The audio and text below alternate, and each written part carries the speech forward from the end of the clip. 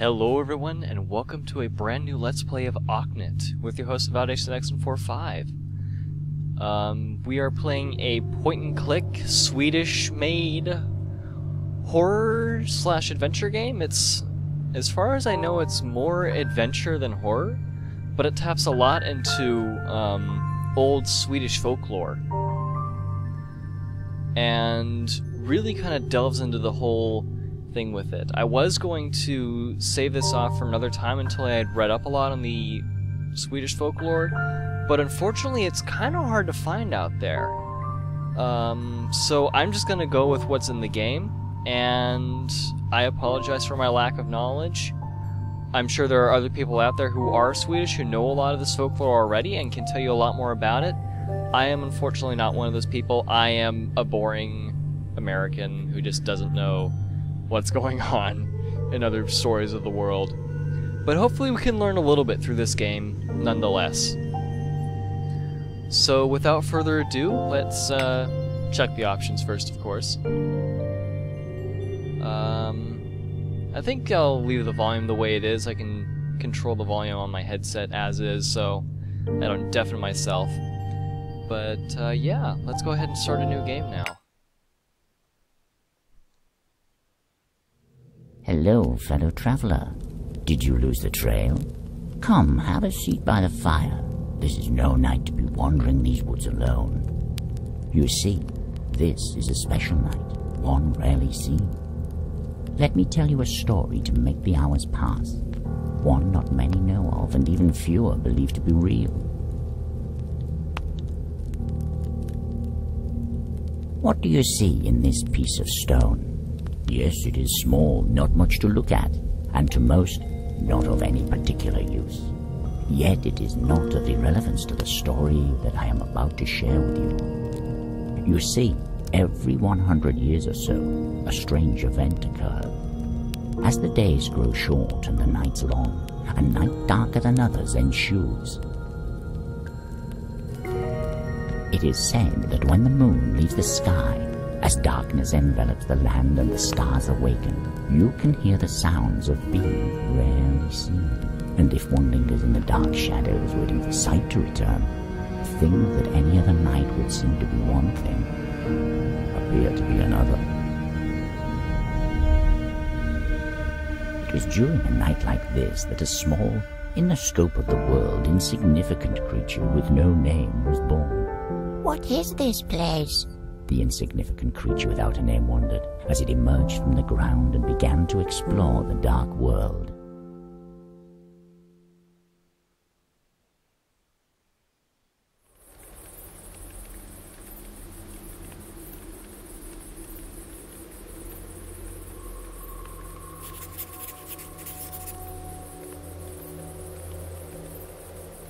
Wow, that was quite the introduction.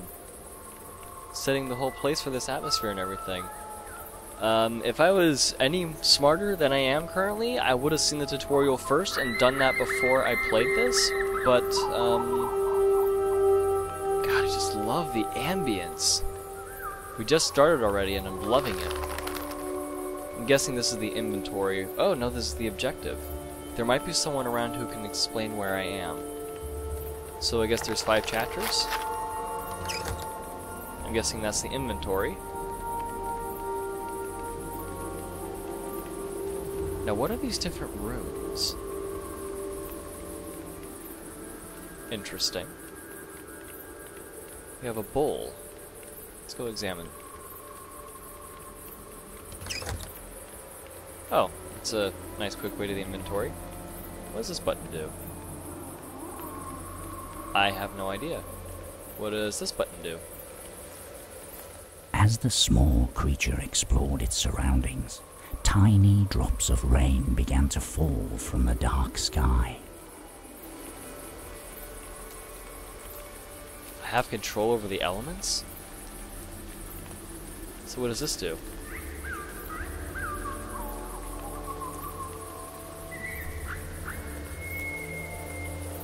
Huh. And what does this one do?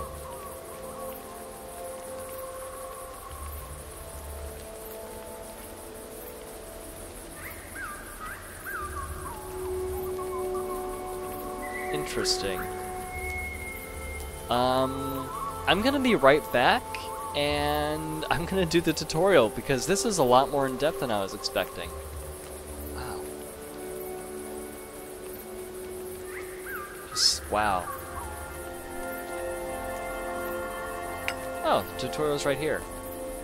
Moving around, left-click on the ground to move the small creature around in the world. The icon above means that you can move to a new location by left-clicking. Double-clicking while this icon is shown lets you quick travel between scenes. Remember to save your progress during using the game menu, Escape. Interacting with the world. Hover over an item and hold the left mouse button to bring up the interaction menu. Choose the Take option if you like to attempt picking up or touching an object. Choose the Talk option if you'd like to talk to a character or about an object. Choose the Lore option to have the narrator expand on a being, object, or location. The Inventory. Right-click or press the inventory icon in the top right corner of the screen to access objects that you've picked up. You can attempt to combine objects in your inventory by left-clicking on an item and dropping it on another. Moving an item outside the inventory window to attempt to use it with a character or object. Runestones. At the bottom of the screen are 4 runestones which have various effects in the environment around you. The effect differs depending on which location you are currently at, and each rune is tied to a specific element. Keeping track of your progress. The journal in the top left corner of the screen lets you keep track of your current objectives. Left-click the icon to bring it up. The Lore Library. When you encounter new beings, their lore can always be found in the Lore Library, easily accessed from the game menu by pressing the Escape key. That is really cool. I am loving this game already. Let's go ahead and resume. So I guess this one is Earth? That's so unprofessional of me. Hold on just a second. Okay, hopefully that won't happen again.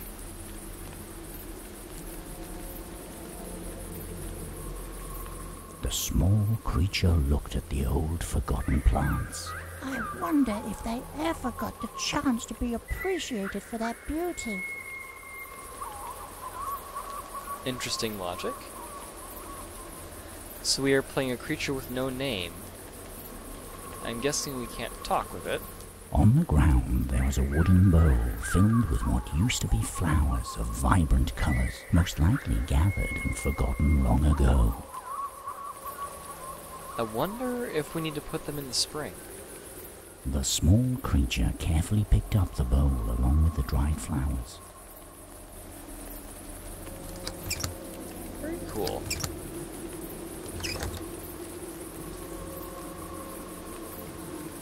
Nice. Mound of stones. In the middle of the clearing there was a mound of stones that seemed to have concealed something. Stuck between the stones were 2 branches tied together to form a cross. What can we do if we talk with it? What was I doing below those stones? The creature wondered, standing next to the hole it just crawled out of. The stones were too heavy for the small creature to move.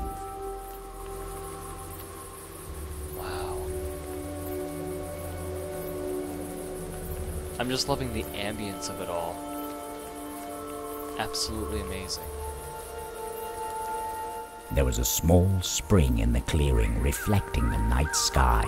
In the middle of the spring you could see the reflection of a large star. Something about this star seemed different from the others around it. Is it perhaps fake? What a beautiful place! The small, insignificant creature thought to itself, admiring the reflected glow of the stars.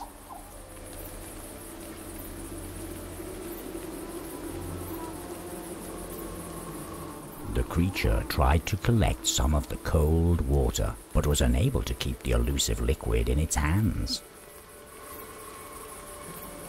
And that is what we get the bowl for. No, that's not how it happened. No? Okay. No, that's not how it happened.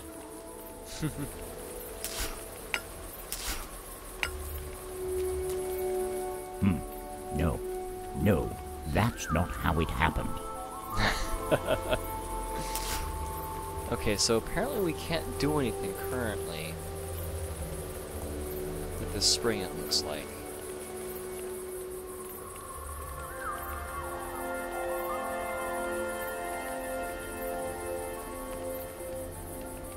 Let's go back to the Elvstone. Let's see what's over in this direction.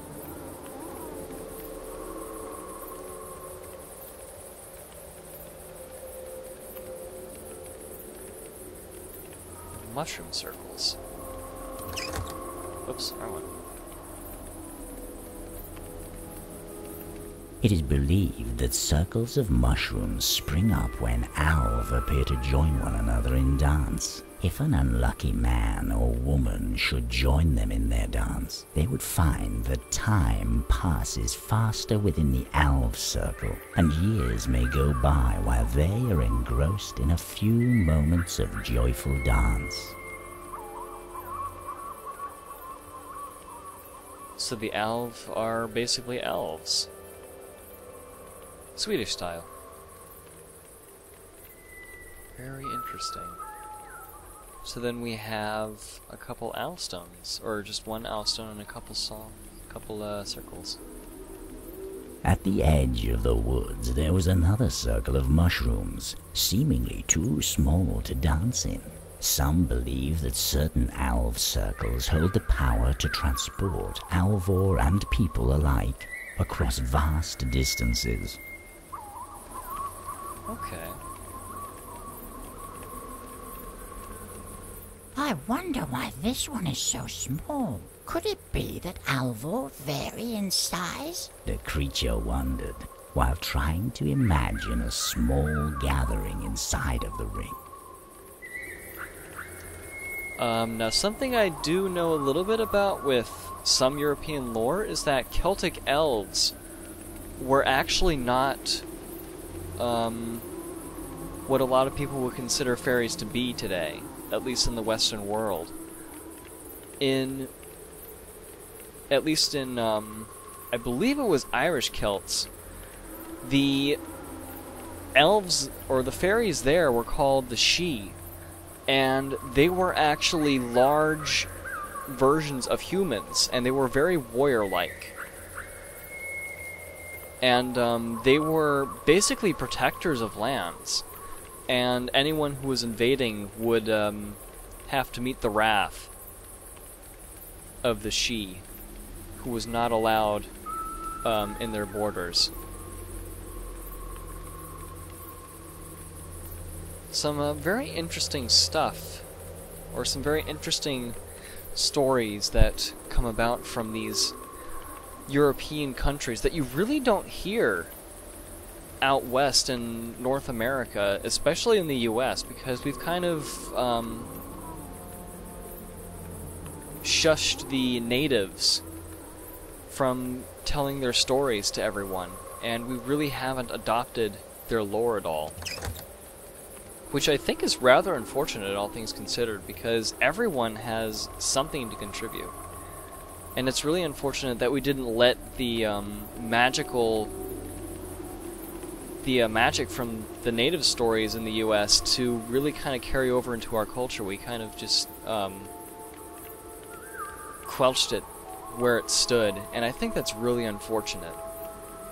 Because along with these magic stories, there's so much knowledge of the land and all this other great stuff that's just kind of lost when you don't pay attention to it at all.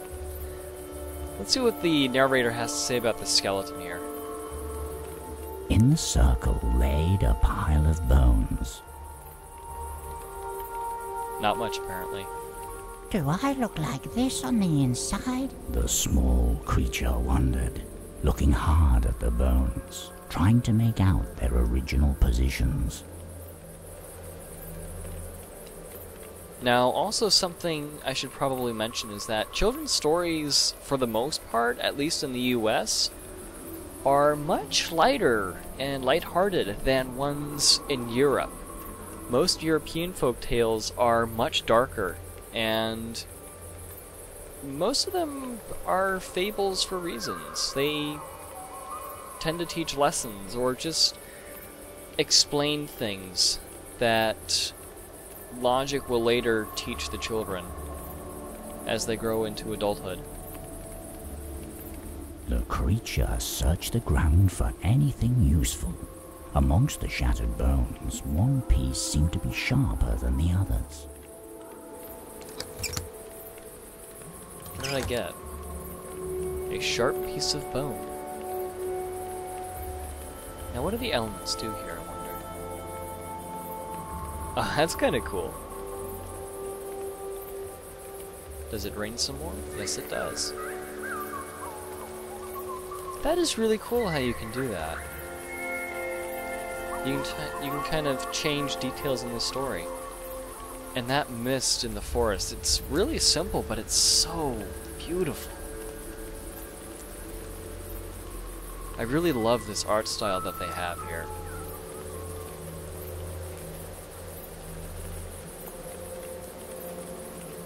Oh my Suddenly, God. as the small creature stood silently next to the large stone, beautiful glowing beings joined in dance appeared out of the darkness. The creature beheld them in awe before they, just as quickly as they appeared, vanished into thin air, seemingly unaware of the small creature who so longed to reach out to them.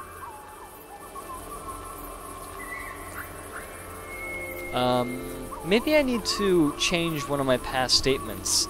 Perhaps elves are just fairies. In more of the wood sprite sense. This is really cool.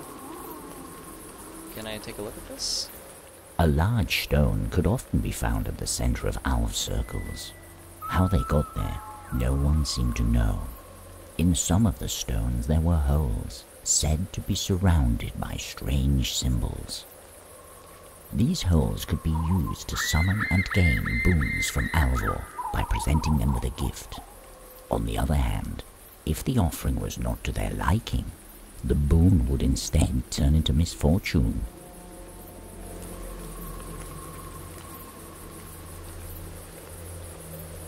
There are the strange symbols that we saw before.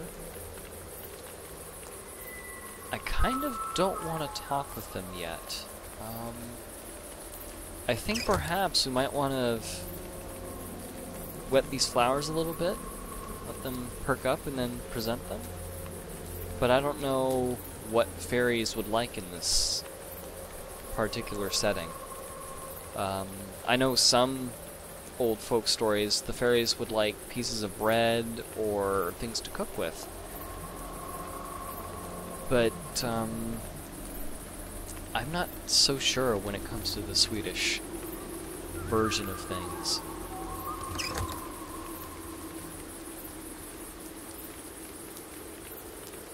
Well, the worst that can happen is that we get shooed away, since we don't have anything that we need to offer at this point. Is there really someone strong enough to move a stone like this? The creature looked at the large stone, its eyes filled with fear and admiration alike.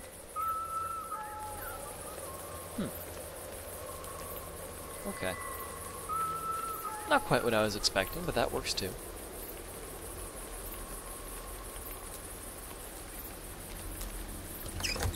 Oops. I wonder why this...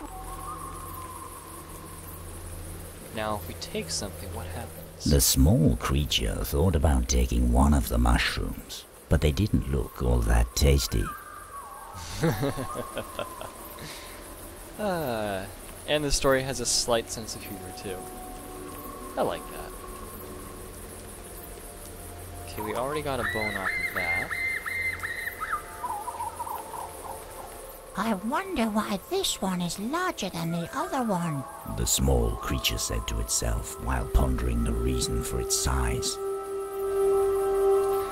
Now, I'm assuming that this creature is about as knowledgeable of the lore as I am. In other words, not at all. Which would explain perhaps why he's wondering these things and being rather for lack of a better word, childlike.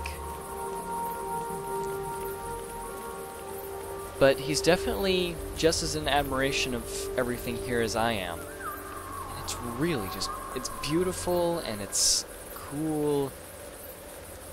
And it's a little bit unnerving all at the same time. Or at least it would be, I think, for most other people. But for me, this is just simply amazing.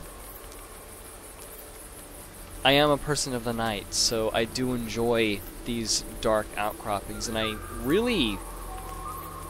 this is slightly out of context here, but I actually thoroughly dislike living where I do, mostly because the neighbors like to keep on their porch lights, and I know this has little to no relevance, but whenever we have a power outage, I get the best sleep, because the land is pitch dark, and the only thing I can see is the night sky, and it's so wonderful, and I just hear everything. As the small creature moved closer to the fireplace, it could feel a faint warmth emanating from the coals. Someone was here recently, obviously.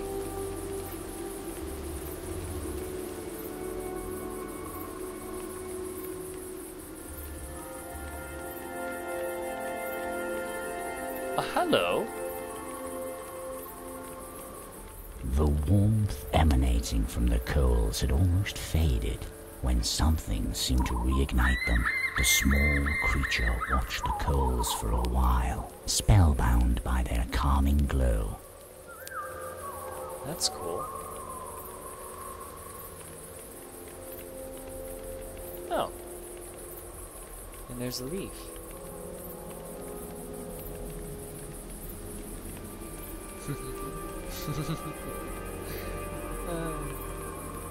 I could sit here and just watch the leaves float down. The warmth emanated. Alright, we've already heard that part. But there's something back here. So we are definitely not alone around here.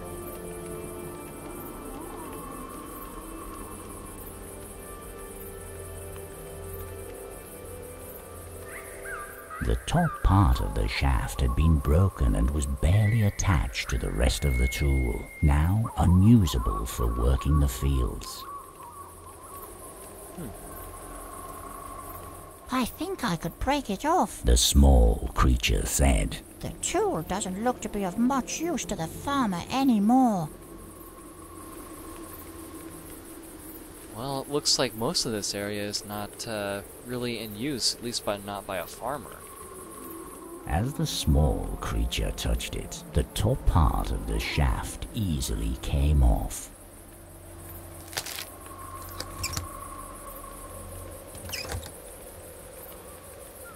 And now we have a poker? Oops. Some firewood. Next to the shed laid a pile of moist, old firewood. It's too bad the farmer didn't move the wood inside after working so hard to cut it. The small creature thought as it looked at the pile of unusable firewood. Whoever the narrator is really good at this. This is more than making up for the last Harry Potter game I played. Ugh. Can we perhaps take a piece? The moist firewood was of no use to the small creature. Okay. Is there anything else we can click on?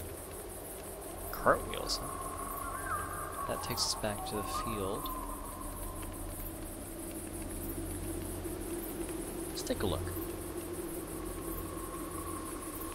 A pair of wooden cartwheels had been partially buried in mud over the years.